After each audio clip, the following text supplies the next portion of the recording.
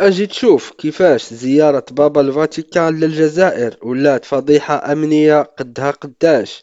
تفجيرات خطيرة قريبة من العاصمة، وصمت غريب ما عنده حتى شي معنى من السلطات الجزائرية. فشنو وقع بالضبط، وشنو اللي خلى الإعلام الدولي كيهضر، وعلاش الجزائر سكتات وما خرجات بتا شي بيان رسمي لحد الساعة؟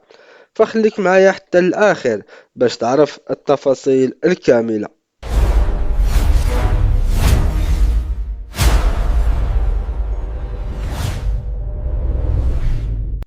السلام عليكم متابعينا الكرام، مرحبا بكم معنا في خبر جديد. فقبل ما نبداو خليو لايك للفيديو واشتراك في القناة نوصلوها لألف مشترك في أقرب وقت إن شاء الله. فكما شفنا كاملين تحولات زيارة بابا الفاتيكان ليون الرابع عشر للجزائر، اللي كان النظام الحاكم كيراهن عليها بزاف باش يلمع الصورة ديالو على المستوى الحقوقي والدبلوماسي، لواحد الفضيحة أمنية كبيرة بكل المقاييس. هادشي جا مباشرة من بعد جوج هجمات إرهابية تداروا في مدينة البليدة اللي قريبة من العاصمة. فحسب ما تداولات مصادر إعلامية غربية وحتى مفوضية الاتحاد الإفريقي حتى هي أكدت الخبر، واللي كتشتغل فيها الدبلوماسية الجزائرية سلمى مالكة حدادي منصب نائبة الرئيس، قبل ما يتم حذف البيان ديالها بطريقة مفاجئة. ففي الوقت اللي كان خاص السلطات الجزائرية تخرج ببيان رسمي يا إما تأكد أو تنفي هذا الحادث، فراه اختارت العكس تماما. لجأت للتعتيم الإعلامي وبدات كتجيش الصفحات ديولها باش يطمسوا الحقيقة وتخبي الأمر وتحاول تخبيها وسط الضجة ديال زيارة البابا.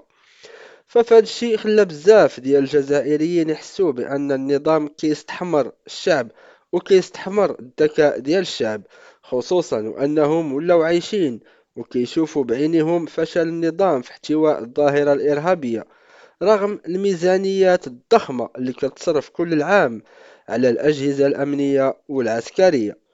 وزادت هاد التفجيرات هدمت الصورة اللي كانوا كيروج لها النظام الجزائري منذ سنين، فاللي كتقول بأن الجزائر دولة آمنة وأن الإرهاب فراه تقضى عليه نهائيا، وكيأكدوا أنهم ما عمرو غادي يتعاود مازال في بلادنا. ففي هذا السياق خرج رفيق بوهلال اللي هو ناشط سياسي جزائري ومعارض، كيقول أن الحادث اللي وقع في ولاية البليدة اللي كتبعد حوالي 50 كيلومتر على العاصمة وكيتزامن مع اليوم الأول لزيارة البابا الفاتيكان فهو حادث مأساوي بكل صراحة. لكن المشكل الكبير في هادشي كامل حسب الكلام ديالو هو الصمت ديال السلطات اللي ما خرجاتش بتا شي بلاغ رسمي ولا حتى كذبات الخبر. فهاد الشي كيأكد بأن التعتيم الإعلامي كان مقصود باش ما يتشوش الحدث الكبير ديال زيارة البابا الفاتيكان. وزاد بوهلال في تصريحه أن بزاف ديال الصحف العالمية هضرات على الموضوع، وحتى دول كبيرة بحال بريطانيا خرجات بتحذيرات للرعاية ديولها في الجزائر باش ياخدوا الحيطة والحذر في جل التنقلات ديولهم.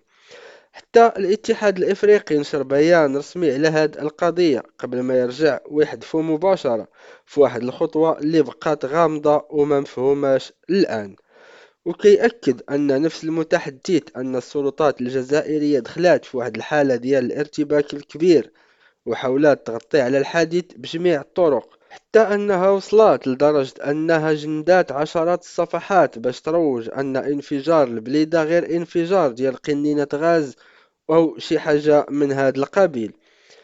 وأشار كذلك أن النظام الجزائري كيسوق للعالم خصوصا للدول الغربية أن النموذج ناجح في محاربة الإرهاب، ولكن الواقع كيبين العكس تماما، حيث رغم صرف ما لا يقل عن 25 مليار دولار على الجيش فالعمليات الإرهابية فراه مستمرة في الجزائر. من جهة أخرى سجل بوهلال الفشل الكبير والخطير ديال الحكومة الجزائرية في محاربة الإرهاب، وزاد أن بعض العمليات اللي كتعلن عليها السلطات ممكن تكون فيها رسائل تخويف للشعب، خصوصا إلى ما قبلوش بالنظام الحالي ديال تبون وشنقريحة، خاصة مع حالات الغليان الشعبي اللي كتعرفها البلاد حاليا. من جهته قال شوقي بن زهرة وحتى هو ناشط سياسي جزائري معارض أن التأتيم الإعلامي اللي رافق هذه الهجمات الإرهابية ما جاش صدفة.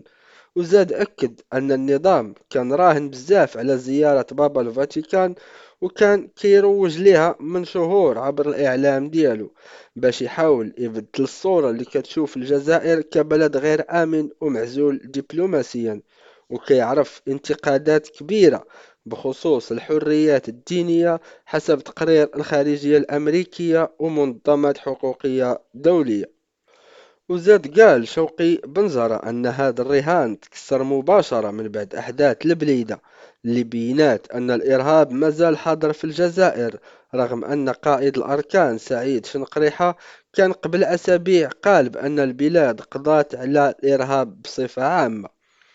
وشدد أن تفجيرات البليدة كتعتبر فضيحة أمنية حقيقية ودليل واضح على فشل النظام على المستوى الأمني، خصوصا أنها وقعت في مدينة كبيرة وقريبة بزاف للعاصمة. وزاد وضح أن المفوضية الإفريقية حتى هي أكدت الأحداث، ولكن تعرضت لضغوطات باش تحيد البيان ديالها، خصوصا وأن منصب نائب الرئيس فراه كتشتغل دبلوماسية جزائرية. فالغريب في الأمر أن رغم أن الإعلام الدولي هدر على هذا الحادث أكثر من زيارة البابا نفسها، فالنظام الجزائري ما خرج ولا يأكد ولا يكذب ولا يأكد هذا الخبر. وهذا الشيء راجع حسب التعبير لهول الصدمة اللي فضحات البروباغندا ديال الجزائر. فهذا الشيء اللي كاين الأصدقاء في الفيديو اليوم، ما تبخلوش علينا بالآراء ديالكم في التعاليق، وكذلك المصدر ديال هذا الخبر فراه غادي تلقاوه في الوسط، لأن ما كنجيبش حتى شي خبر من ديتي لراسي، وأي خبر كنتأكد منه أنه صحيح عاد كنجي نقدمه لكم وكنحاول نبسطه لكم. فإلى اللقاء في فيديو جديد إن شاء الله.